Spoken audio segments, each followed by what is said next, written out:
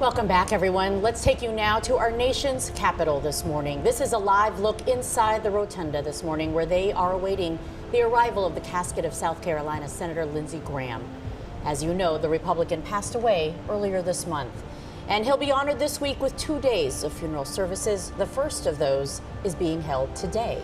Joining us now with more on the life and political legacy of Lindsey Graham is our Washington correspondent, Brendan Cullerton. Brendan, good morning. What's going to happen out there today?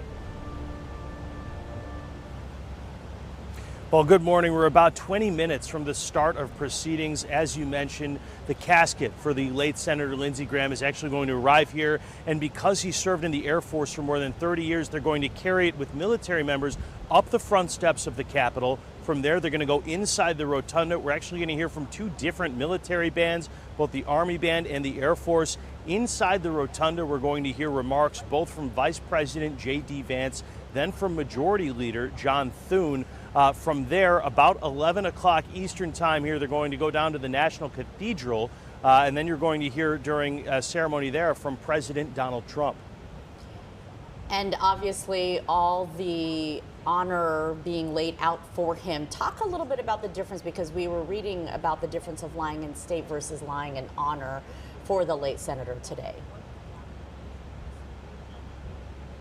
Right, this will be much more like lying in state. That's reserved for people like Lindsey Graham, who served in the Air Force or who were national leaders. Lying in honor is more for distinguished civilians, someone like a Martin Luther King, people who society has decided to honor. This technically is neither, because after today, the family has opted for him to have a private funeral service in South Carolina. All of those proceedings will be happening tomorrow.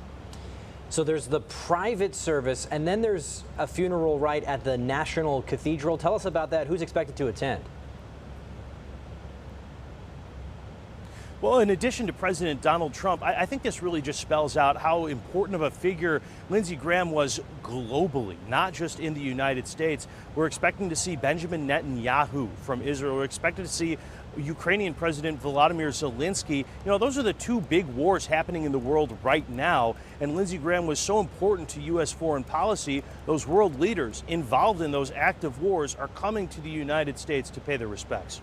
And with his decades of service, you know, he leaves quite the legacy. What do you think his biggest mark will be that he leaves behind? You know, when you talk to these senators on a personal level, one of the surprising things a lot of people don't understand is the humor.